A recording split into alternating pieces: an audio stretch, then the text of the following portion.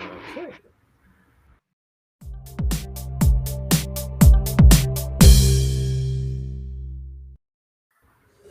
Here we go. Episode 43. Aaron is laughing. So, yeah. See, for those who don't know Aaron, she's been on a few times, and we literally just asked her like less than 60 seconds ago if she could join. So she's very prepared. I'm like all scrubby. Really woken up. Coffee. It's pretty early there, isn't it? It's 9. I mean, that's not pretty. I've been up because the kids have been up. That doesn't mean brain is awake. So. Yeah. Okay, so we don't have additional news this week, but I think the episode we have is going to be very interesting. So Peter, I'll let you introduce you in a few seconds, but the topic is about writing Quarkus extensions, something we got asked about a few times, and exceptional this time we've granted him permission to use slides rather than code, but it should be fine. And as always, anyone who's listening into this, ask questions, and we're gonna ask away to Peter and relay the questions to him, and see from there. But Peter, let's start with you. What are you? How do you get into this? Who are you? Hi. So my main job is to port camel extensions, camel components to Quarkus. And we are doing this in an industrial scale. We have like 300 Quarkus extensions at the moment in our repository. We surely have more than Quarkus core repository themselves. This is, so to say, my qualification for speaking about writing Quarkus extensions. But on the other hand, I was wondering why Max is actually asking me to speak about the topic, because he probably has much better speakers for this. But still, I'm happy to have Georgios here and Max, who can correct me if I'm wrong, because perhaps I'm not the most authoritative source for some of the technical details when it comes to how Quarkus works and so on. Yeah, we'll see how it goes.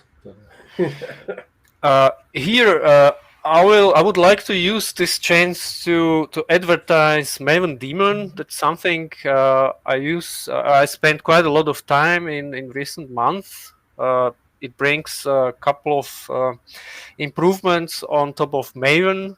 As you can see on the slide, the improved terminal user interface.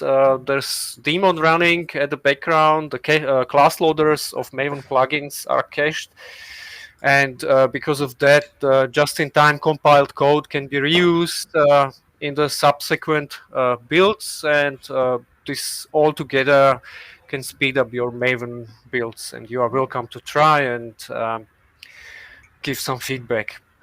I want to say to that one, last year I tried it on Quarkus product and it didn't work that well, but you guys did a lot of fixes, and I know we clean up stuff in ours too, and I use it earlier this year, and I use it every day now. It's awesome. So it's really good. So today the agenda is consisting of two main parts: how Quarkus works, and second, how to write Quarkus extensions. Let's start with a short intro. What is Quarkus? I like to say that it's a build-time augmentation toolkit, rather than saying that it's a framework. Maybe Max and Georgios won't agree with this definition, but for me, Quarkus is build-time augmentation toolkit. Now, Aaron's probably the one that has the most colorful opinions on this. No, I think that's fine. I think we are kind of in denial at how much of a build tool we kind of are now. We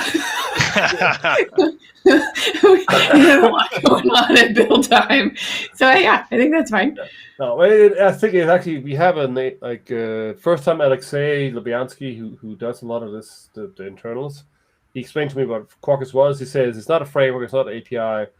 It's this. He had a build time augmentation toolkit. He didn't use the same words, but that's the way we do Yeah, it. and the main reason for this is that Quarkus itself is pretty unopinionated about how you should write your application. applications. It doesn't dictate any programming models and so on. All those details are delegated to extensions, and this is why extensions are so central in the Quarkus architecture, and that's why it's important to understand what are they good for. Now, at a higher level, this is a typical Quarkus workflow. An input for the Quarkus tooling is your application bytecode. Quarkus tooling takes it and performs its augmentation, and the result is some enhanced application bytecode. And because it's bytecode, it can be run on a stock JVM, or it can be passed to GraalVM to produce a native executable, right? There are two ways to run Quarkus applications, the JVM mode and the GraalVM mode. The Quarkus augmentation happens there inside Maven or Gradle plugin. And what does this augmentation mean, actually?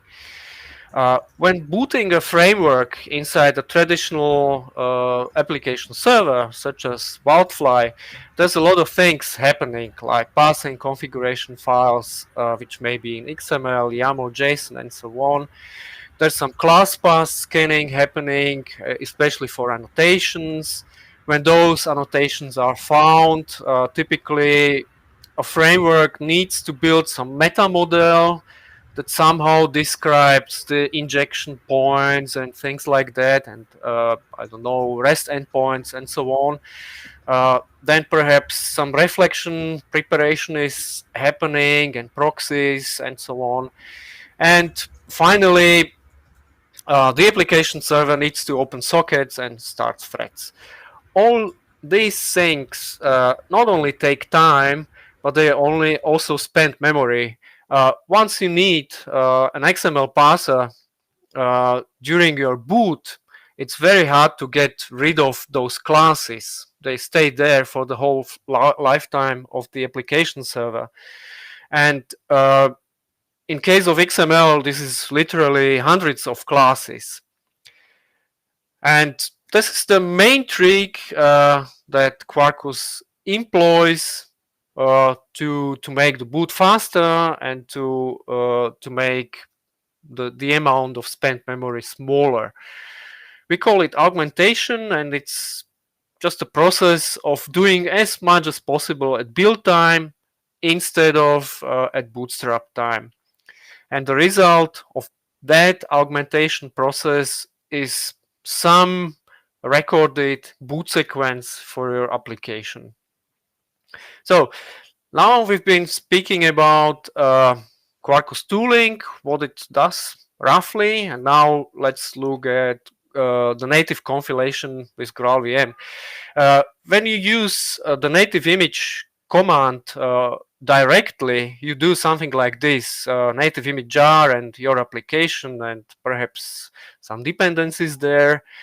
And the result is a native executable, which can be seen on the X permission when you do an ls command on Linux.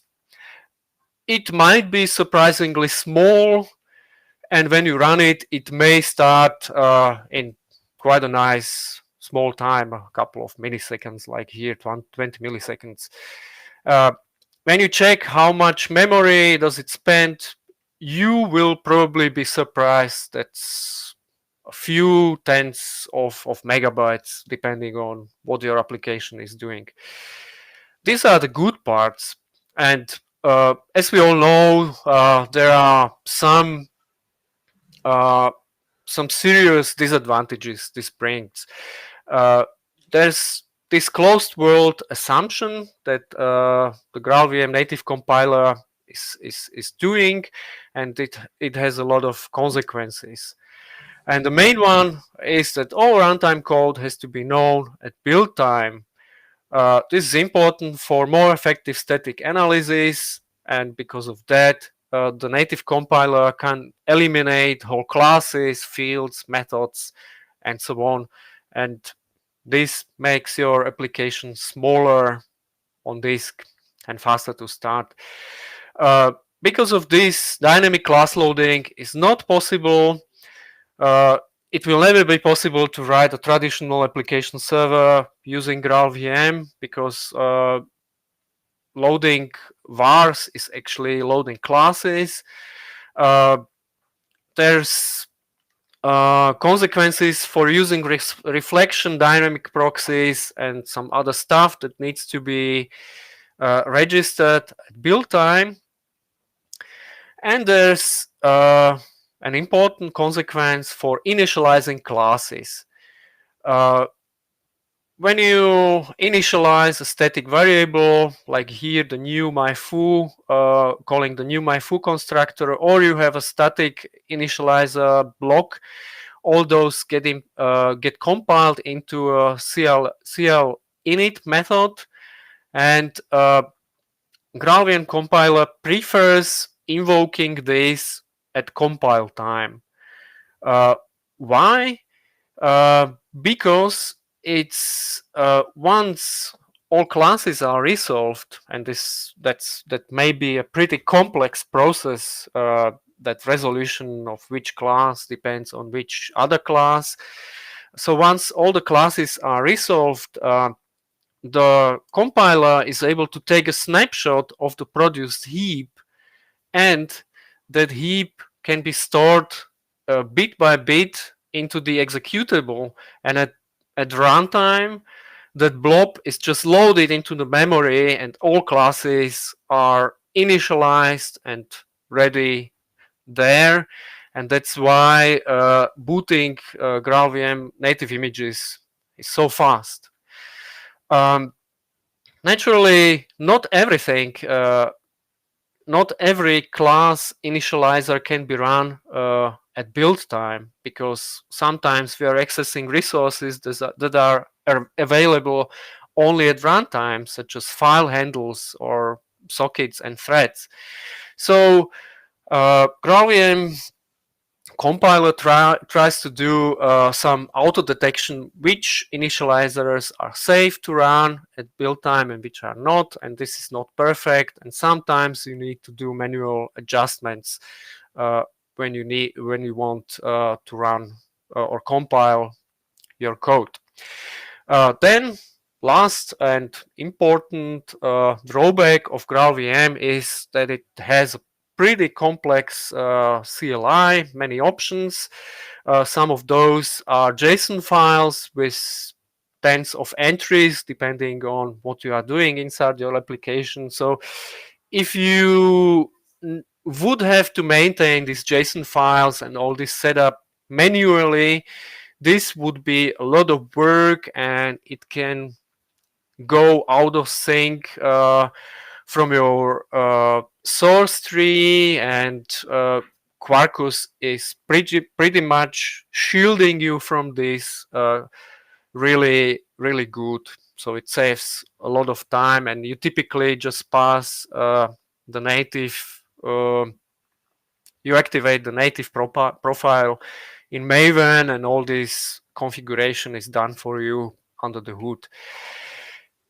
This was small introduction about how Quarkus works, what are the specialties of native compilation, and now let's dive into writing Quarkus extensions. So Any questions? Yeah, Peter, just not sure how much you'll touch upon it. So you talk about what's about the native part of Quarkus extensions, which is definitely an important part and the build time thing. But I think Thomas actually raises a good point here, that in addition, he says, like, while the main use for Quarkus extension is to move logic to build time, it also can do configuration, right? So some extensions does sorry. We have extensions that instead of exposing every little knob you can configure, like Hibernate, we have a lot of setup there. But in Quarkus, we just expose the part that we think is like relevant today, not the one that was relevant like 15, 20 years ago. And similarly, there's other configuration we've moved into the Quarkus domain namespace just to kind of simplify the setup. And then I'm not sure the other one. One is configuration, not as native image, and the third is our dev mode. Right? I'm not sure if you're going to cover that you can control what gets restarted, that kind of thing. So these are things that the extension takes care of. But yeah, the native one is definitely the more, let's get complicated one. So yeah. Okay. We have a question. You can tell me if this makes sense to ask now, or we should cover later. But this is from our Yahoy. Sorry if I messed up your name. He says he has complex logic to execute a build time in my extension and would like to use injection in order to simplify code. Is that possible? If not, what can be the simplest way of doing that? That's I guess it's not possible, right? But so if he means CDI, it's not possible. Georgios, what do you think? Yeah, it depends on what he means. So yes, that is correct. If what the question is, if how he can simplify the code of the extension itself, then yeah, there is no CDI. But most of the stuff that you need to do is handled by the Quarkus specific, Quarkus build system specific annotations, like the build step and what you're. So there is injection, right? There's a lot of injection going on. It's just not CDI. It's Quarkus specific, very, very focused and limited to Quarkus. So if you follow like the Quarkus, if you look at the source code, there's all these build steps going around, and you produce like something that's consumed by something else, and all that's wired in by Quarkus. I was going to say there is injection. It's just yes, exactly. Yeah, it's just not. It's not the whole detailed injection, and then you can do other kinds of injection, like Micrometer does.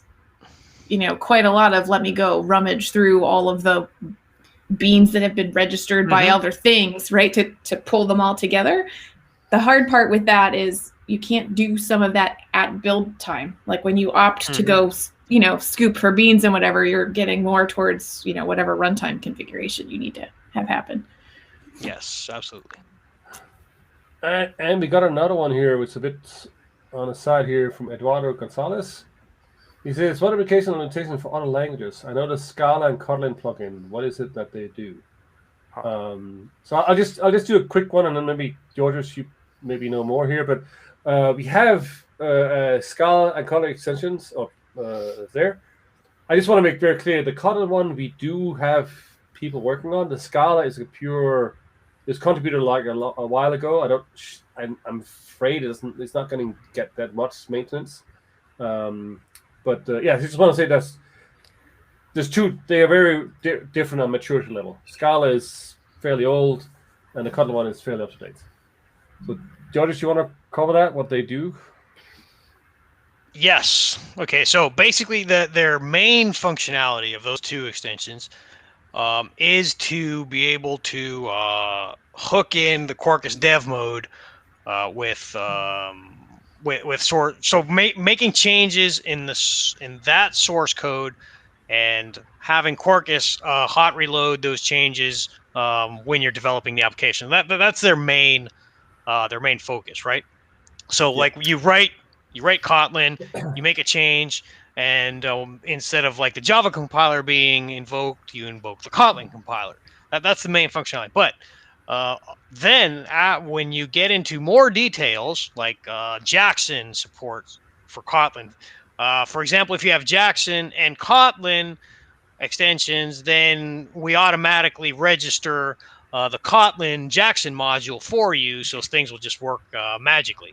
Or, for example, what we're working on now, Justin is working on Kotlin coroutine support in REST Easy Reactive. So that's like something that we'll have in the future. Yeah. Just to give you like an example of what this support for these languages can mean. Yeah. And how about the version of Kotlin compiler? Is it fixed for a given Quarkus extension? Fixed. Yeah, just like every other dependency is fixed by the Quarkus BOM, and if you deviate from that, you can run into trouble. Same thing for Kotlin compiler, yes. And then Rene here, the final comment says that which is true, that Quarkus also optimizes the start of JVM mode. Like the best part of what like there's the optimization of JVM mode, and then that serialization compared to what GraalVM does as a bonus is like the best example, because I've been working on the micrometer extension so much, and I know this is true in other things. If we don't detect that you're using certain things, stuff doesn't happen. So if you have micrometer enabled but have nothing that uses it, guess what doesn't happen? Like stuff just drops off the wayside and things don't get initialized, which means when your application starts later, a whole bunch of stuff doesn't happen. Yeah. And that's that. And the cool thing is, it doesn't require the GraalVM. Right? The GraalVM is that's even aside from dead path. Like, GraalVM does a whole bunch of dead code path analysis when you're going out into native mode or whatever, and it's like we kind of almost pre-do that for stuff that we say, oh, you turn this extension on, but you're not actually using it, which we got nothing to do here. I think I've said this probably 10 times on the podcast, but this is the thing that when I saw that Hibernate start up fully initialized layer in less than half a second. I was like, "Hey, wait, this can't be true."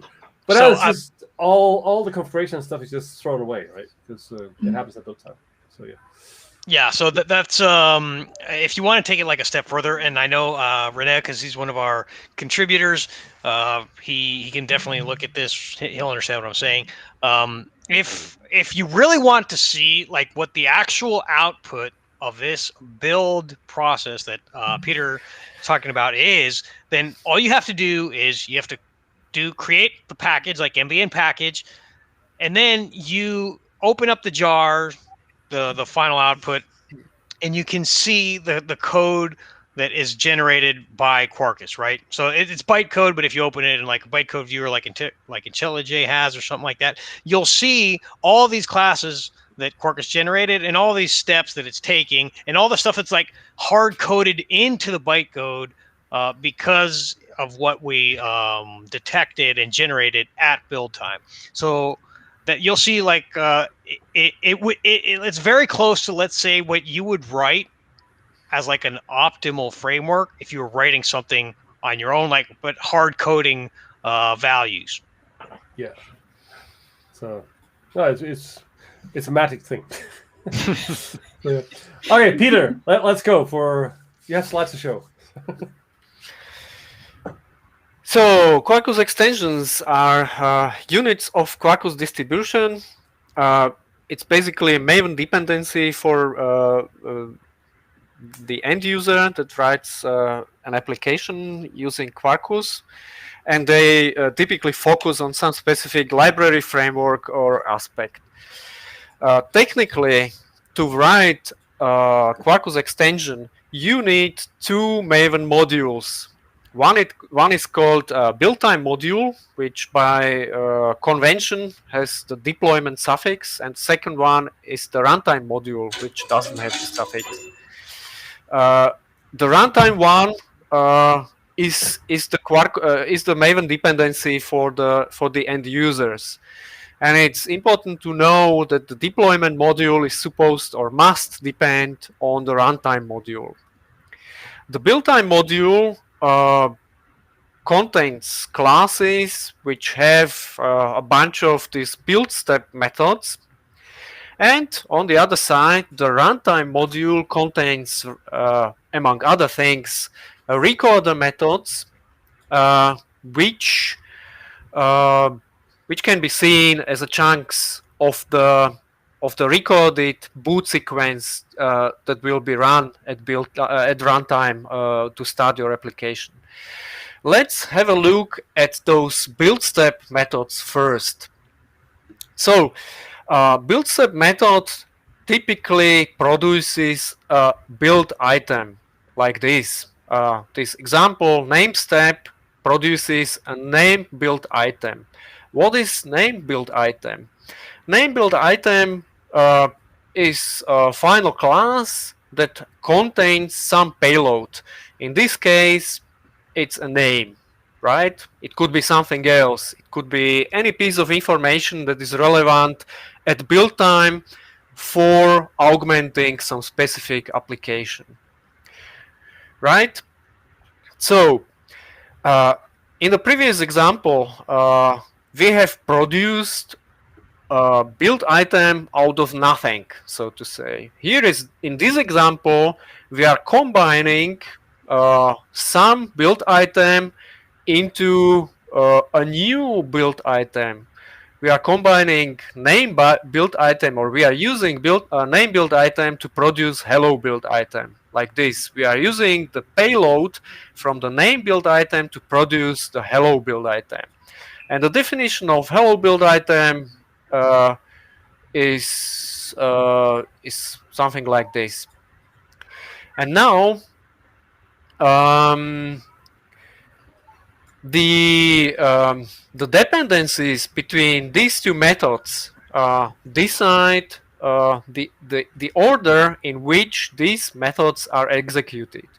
And the execution of these methods is fully managed by the Quarkus build time container.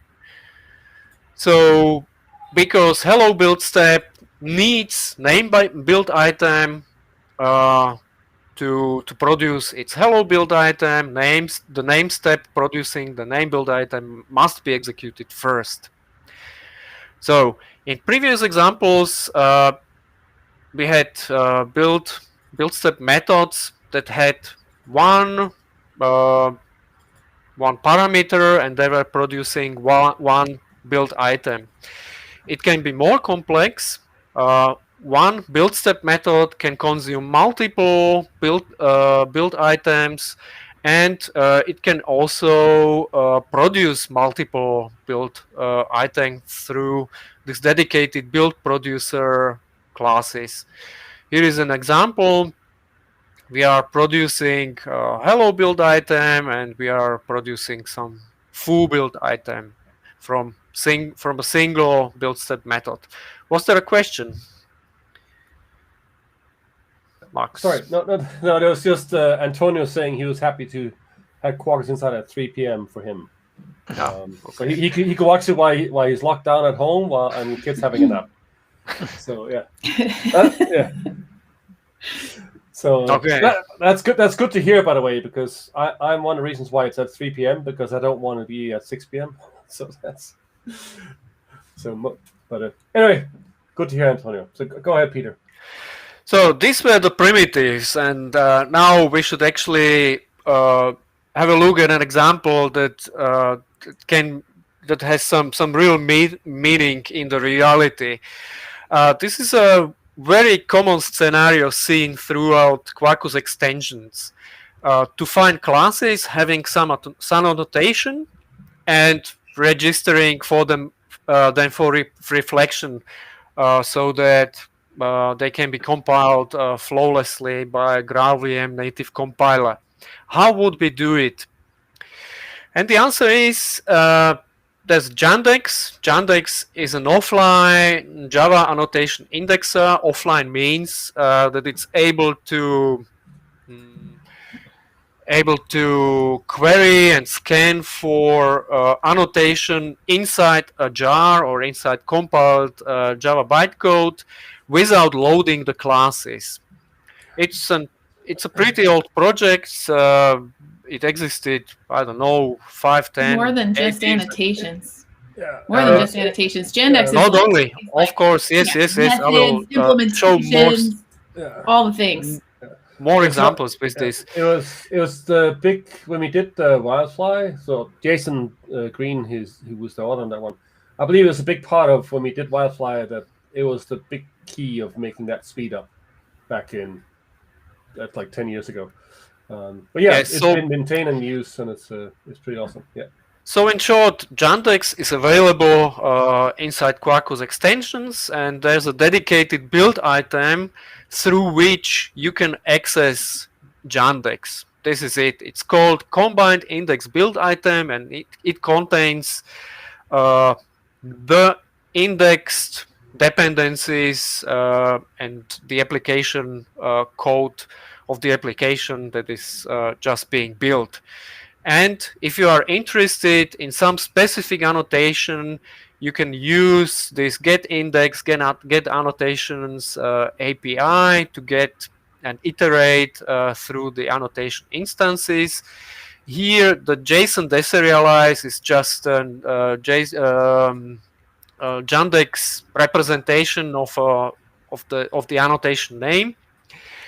And once you have the annotation instance, you can do some filtering, because in this specific case, we want just the annotations that are put on classes. And once you have the class, you can register it for reflection, again, using a dedicated Quarkus build item that is exposed from Quarkus core extension that you are supposed to depend on when you want to use this. But Quarkus extensions typically depend on Quarkus core extension. So this is very, very common piece of code that can be seen throughout many Quarkus extensions. Good. More Jandex use cases. As Erin has said, there's more except for querying for annotations on classes, fields, methods, and so on. You can find classes implementing some interface. You can find subclasses of a specific class. You can list fields, methods, and constructors of a class, and so on. Good. Now, so far we've been looking at the build step in the build time module, and now let's have at the recorder methods in the runtime module. As I have said already, these methods can be seen as chunks of application bootstrap codes that are somehow put into the boot sequence of the application. Now let's have a look. How is this happening? We have a class from the build time module at the top that has the build step there, and we have a recorder class at the bottom. That's the class from the runtime module.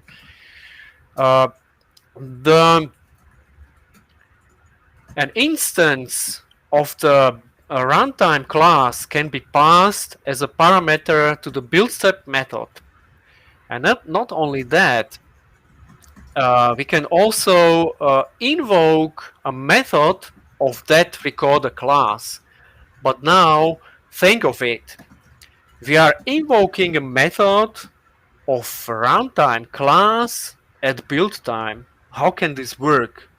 What is it supposed to do at all? How can we invoke a runtime method at build time? What a nonsense. But the answer is that we are not really invoking the method. We are just recording an invocation of the method, and we are putting that invocation into the boot sequence of the application. And this is a very important trick that you need to understand when you write Quarkus applications. Georgios, do you want to comment on this? Because this is really important. Quarkus extensions, not applications. We don't want people to think that they need to understand this to write Quarkus applications. Oh, sorry, extensions. Yeah, no, this is great. Yeah, I completely agree. Yeah. Maybe just to give a context, because first time I saw this, I was like, what? But just to have a use case, I think you're doing a camel here, but the typical one I give is, hey, you're looking like Hibernate, right? Just because I know Hibernate. You want to scan for annotations on the entity, you want to scan for @entity on classes to see is there actually any need for Hibernate to be activated. And then once that gets figured out, you go like, okay, I now need to make sure that when my Quarkus app starts up at Hibernate, now I set up the session factory and that kind of thing. So that's the use case, and that's basically the same thing you do for Camel, for Hibernate, for Cogito, for Flyway, or whatever. It's the same kind of concept. Yeah, there's a few different ways. There's a few different ways to do it. Some are more aggressive than others. Yes. So go ahead, Peter. So in this case, we are creating camel context. That's some class you need to start. You need when you are writing camel integrations, And this camel context is produced by the runtime method. And as you can see here in this example, we are not actually returning the camel context itself. We are returning it wrapped in a special object called a runtime value. And runtime value, that's just a handle to pass to pass the values between the recorders. And runtime value is actually just a handle that is empty at build time, but it contains a real object only at runtime. So here, to produce the runtime value, we create the instance of camel context and we package it into the runtime value and we return it.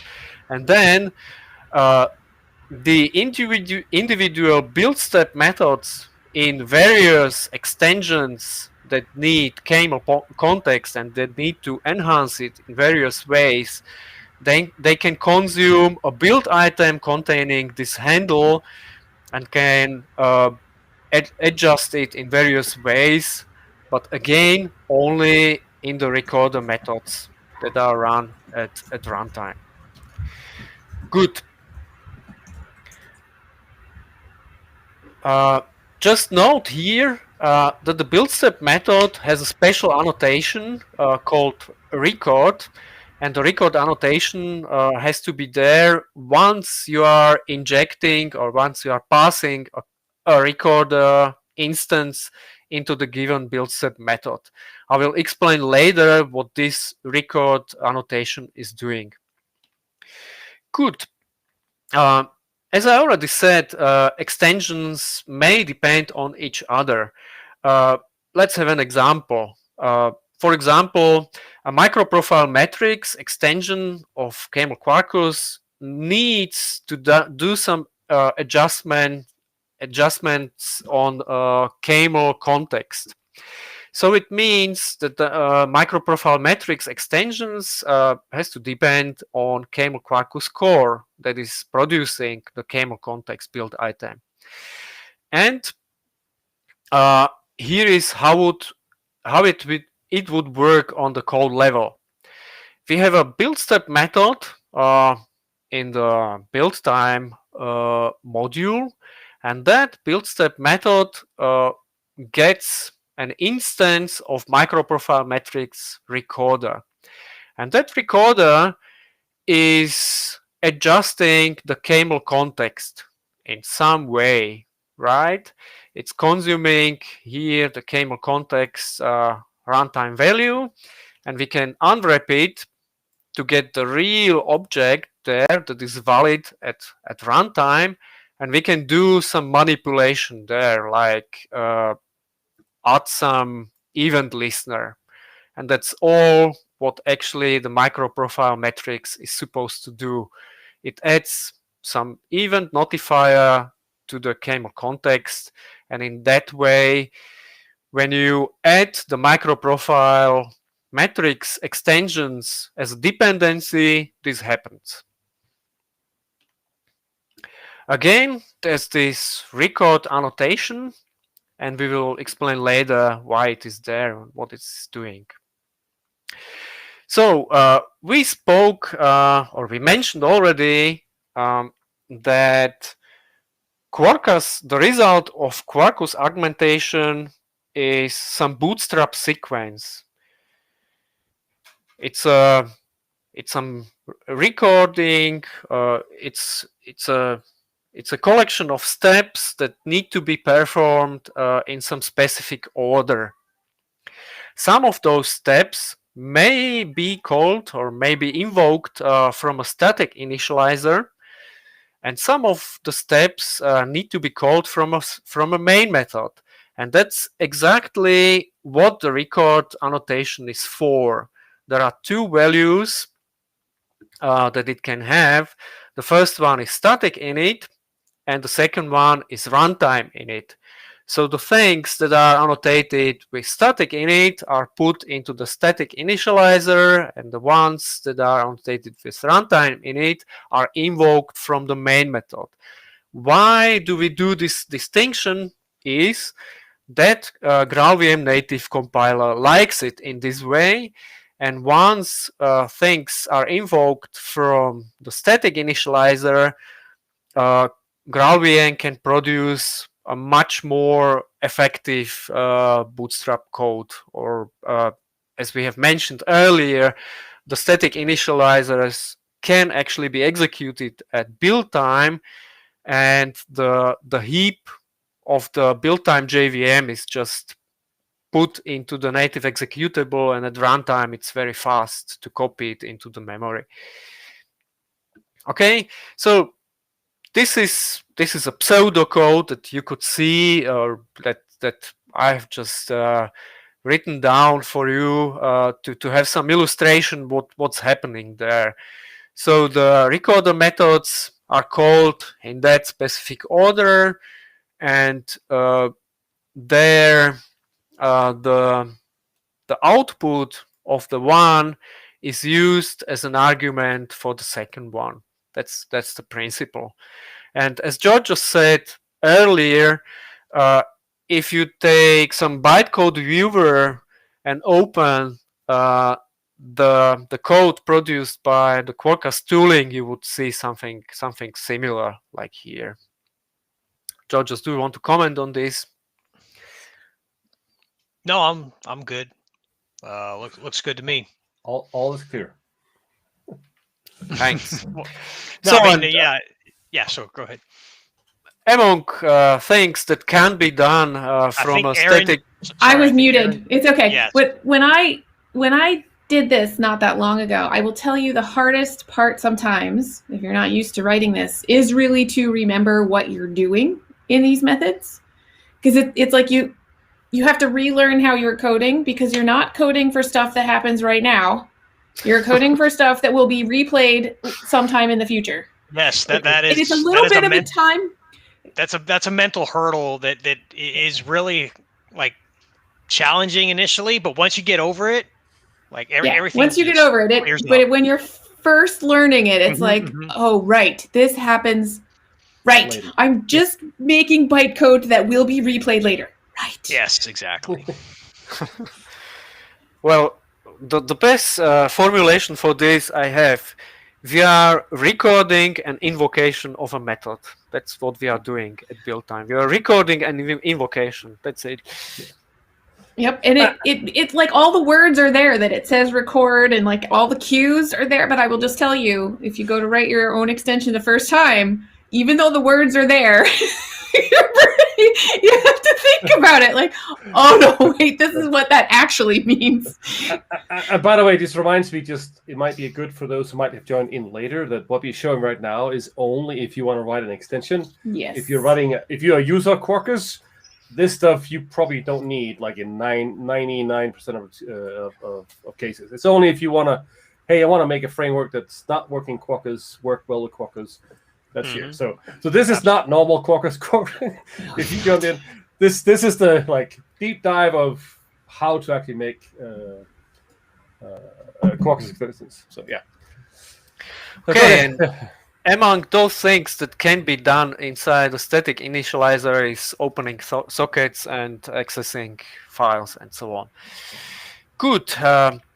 What do we have more? Well, here's a list of build items that you will probably need when writing a basic Quarkus extension, like specific build item for registering classes for reflection. Here are some extensions for some build items where you can add beans to the CDI container, or classes that need to be analyzed by the CDI container for you.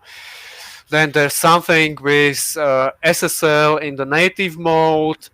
Then there's accessing Jandex and the annotations present in the application code. Then there's native image resources build item for adding resources into the native image, and so on. Here, at the bottom, there's a link. There's a web page of Quarkus. For some reason, I cannot click it. I can, yes, here. And the page is listing all build items produced by Quarkus, probably Quarkus Core or Core and other Quarkus extensions. And if you have a task about which you think there must be a build item for this, then you probably need to go to this page and check if you find the build item that is suitable for your use case. I'm doing this quite often. By the way, I forgot, George. This page is not filtered based on what's public API, right? That's one of the. No. No, yeah. So because everything. Because we actually have. So this is one of the challenges we had that we are looking into is like how can we make sure, because some of these build times are literally internal ones, like for Quarkus Core itself, not something we necessarily want everyone to use. But that's things we're improving in. But I saw Leandro Coutinho was saying that why does some extensions have an SPI folder? Not sure what. Okay.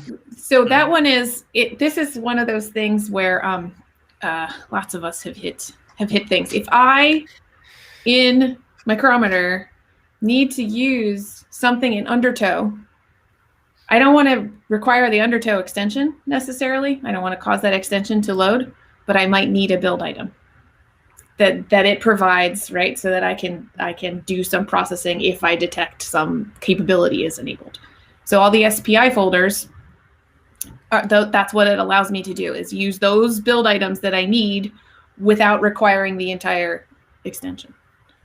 Yeah. And then he had a very specific question. Is reflective class produced, well, you can see it on screen, only for GraalVM? Okay, so yeah. Well, I mean, most of the extensions don't actively say that only do this when we're building a native image. But at the end, if you're not building a native image, they're just dropped on the floor and not used at all. Right, but that produce method, like why you need those build items, is to support reflection in the native image where it's required.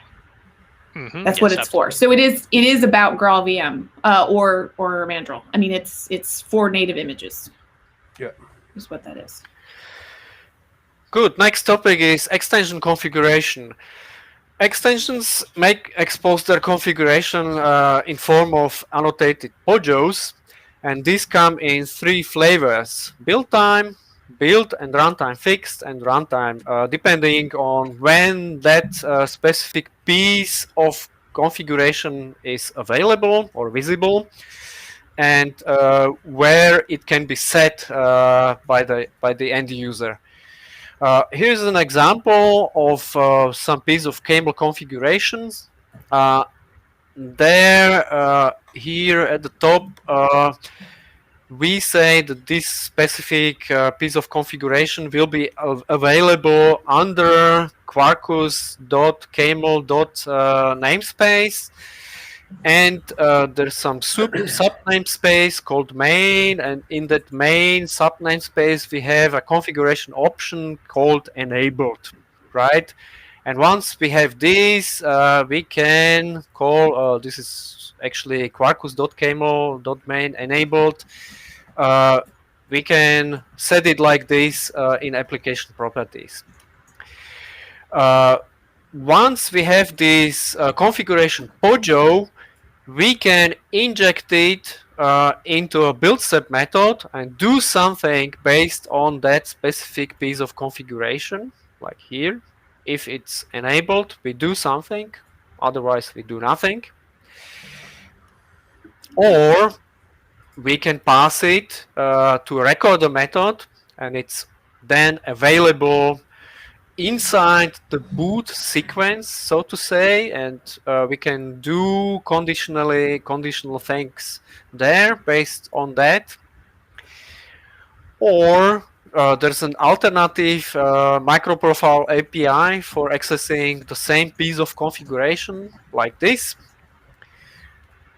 And that was it for configuration. Do you want to add something, Georgios or Erin? I've done some overlapping of config. So there's some interesting things you can do when you're declaring your configuration to set up config roots or certain attributes. In the case of Micrometer, for example, Micrometer has its own. I don't know how many people are going to be in my situation where they're trying to adapt an existing library with an existing configuration system, which is what Micrometer has. So like I didn't want to recreate config objects that would mirror, you know, all of the deep stuff that Micrometer has, because it's just extensive, right? It would just be a lot of work. So I ended up pulling together like one config root for build time, which is basically enable disable stuff. And that's at build time, you can decide if this is turned on or turned off. And that's just a really simple, we're going to skip all the steps if you turned it off, right? Good absolute behavior that simplifies things. And then I have a runtime config that pulls out or specifies some of the things that I felt were important to surface directly as Quarkus config. And then I was able to use another nested config or like a specified config root to define a map. And that map, I can use injected config later to do a little bit of munging transformation and then pass that right into Micrometer's registry configuration and everything's happy.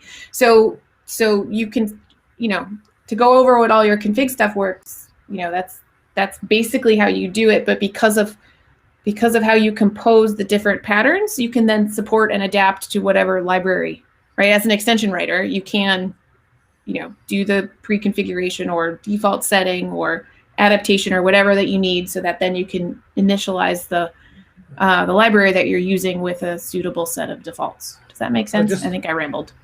Yeah, no, I get your, and I think what you've done is make sense for like a fairly large one, but modern configuration.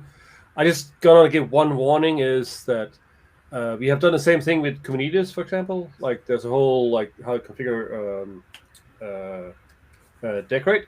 But the problem is, if it's done this way, all the content assist and knowledge about the configuration is not possible in tooling. And that's absolutely true. That's absolutely true. But that's a balance to take, right? Yeah, so, absolutely. In the case of what I did for Micrometer, those options are less frequently used anyway, right? So if it's something that's important and that's used frequently, then I surface those in config so they have nice documentation. But Micrometer has a bunch of stuff that's, I don't need to surface all those knobs, but I want them to work if somebody knows what they are and wants to use it, right? So, no, I get it. It's just a balance of it. So, Peter, how much do you have left? Because we actually have a few good questions that might take up all the time. There's substitutions, and then I don't think that there's more. So you can ask questions. Well, okay. So one was Antonio. He says, like, how do you test an extension? Make sure it works with GraalVM. Is there a DVM and native tests?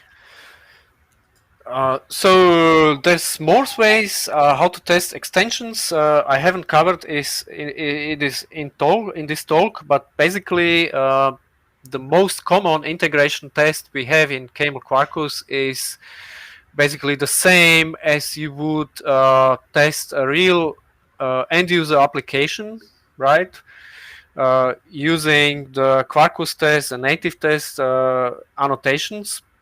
That's one way, and then there's another way that is more lightweight, that boots your extension together with a ad hoc small jar or application, and there you can test, for example, various configuration options.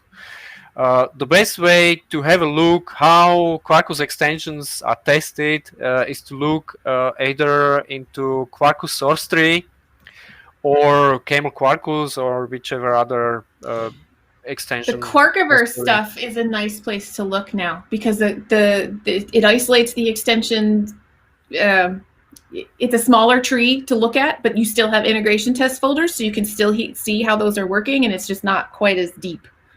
Yeah, and I want to point out that the only real way to test GraalVM native images is to build it and run an integration test. There is no other way that will get you a proper test. on that case. Let's see. Okay, Peter, can you cover substitutions like 2 minutes? Yes.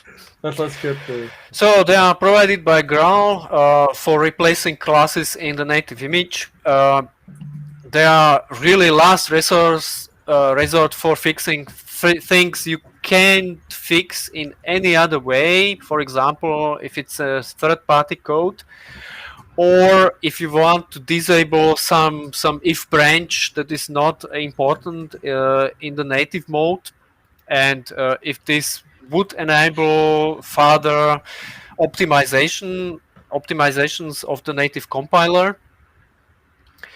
But generally they are quite dangerous, and if you have other options to do, it's better to use the other options than substitution. But if you don't have any other option, substitutions are nice. This is an example from Quarkus source tree. Not sure this is still the case, but some earlier MySQL JDBC driver had a static initializer here that was starting a thread which GraalVM native compiler doesn't like.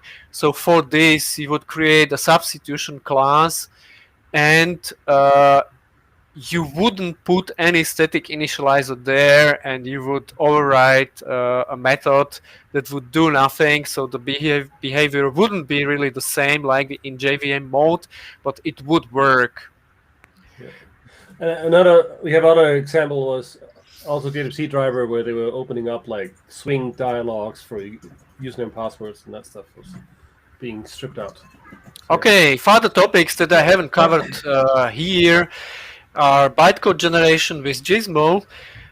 There's dev UI that you can extend in or from your extensions, and there's a big topic of testing that I also haven't covered here.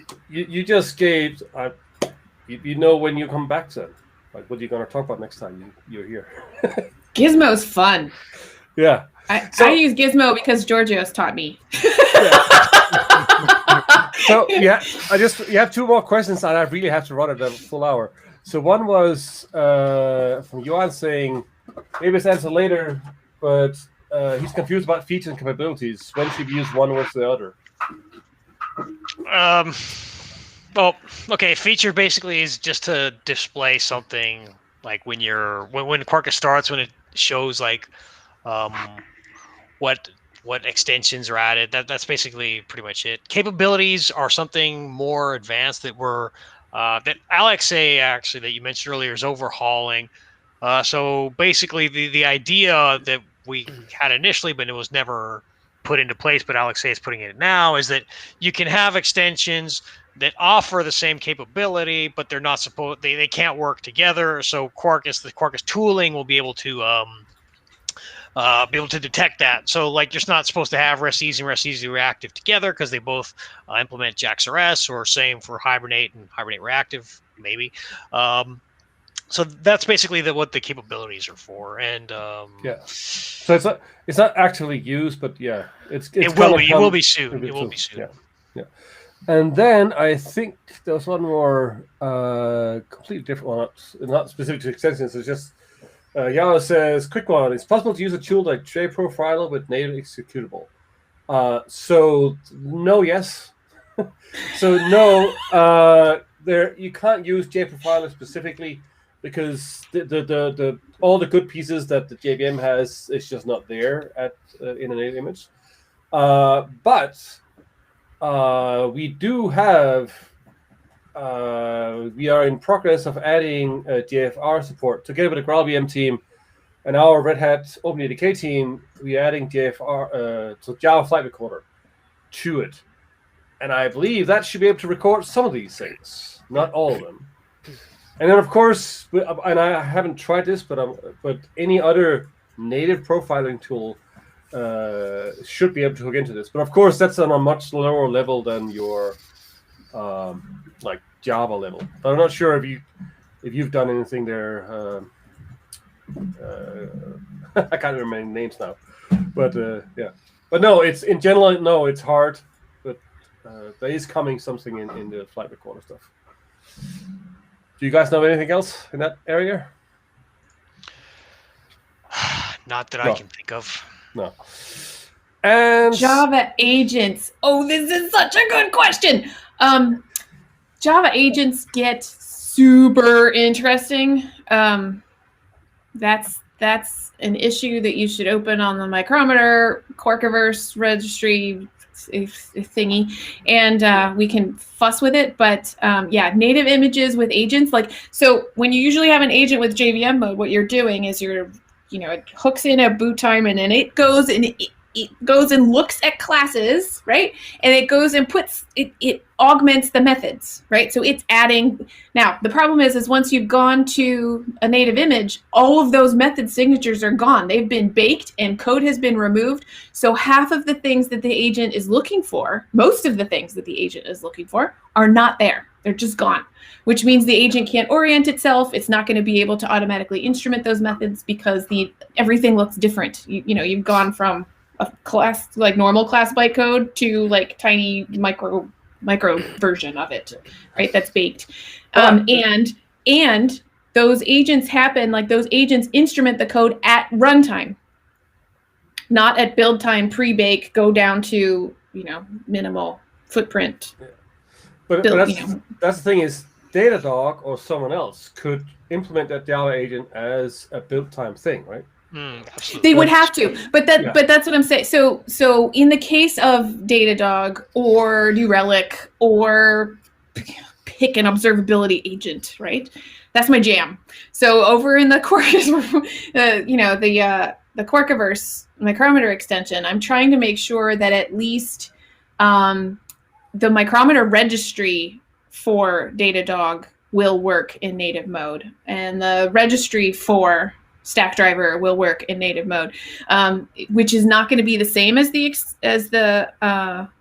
agent, but it should produce the same information. And as we look forward to what's going to happen with OpenTelemetry and other things, right, we'll get to the place where if you want to have a native image, we would want to be able to use the Quarkiverse extension potentially to make sure you can get the same data out. It would still be something, that Datadog would understand because it's compatible with the stuff that they're maintaining that's consistent with OpenTelemetry. So everybody's happy. But my guess, right, because of how agents work, is they're not going to be compatible with native images. But I would say anyone who's here from Datadog or customer Datadog or similar companies, tell them to go and look into write a build time agent instead. Like a build time, right? And that we might get there, right? We might get there. We may also end up in the situation where, from a build time perspective, or with how they're going to support OpenTelemetry or trying to reduce the number. I mean, a lot of these companies now are trying to reduce the number of libraries they're maintaining. Yeah, which is why there's a lot of activity around OpenTelemetry, because they can stop maintaining like 80 bajillion individual agents. They're just like, we understand how to do this thing. And so, I don't know how. We have a big question with agents generally for Quarkus, because once you get down to native mode, like. Yeah. But again, like with JVM mode, it works fine. Like native, I think the solution is to not use agents, but use build time. Like they should be able to do that.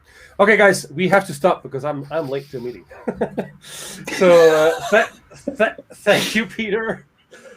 This was actually great. I think this was actually the best short, concise thing I've seen for writing extensions. So that was really good, Peter. And I'm gonna take you up on the other topics, on maybe find another one of adding the Gizmo and that stuff. So let's see. Thank you very much. I'll post the slides on my Twitter account if anybody wants to see them. Yeah, we'll add them in. Thank you, and thank you for all the questions. Awesome. Thanks. Bye. Everybody. Bye bye.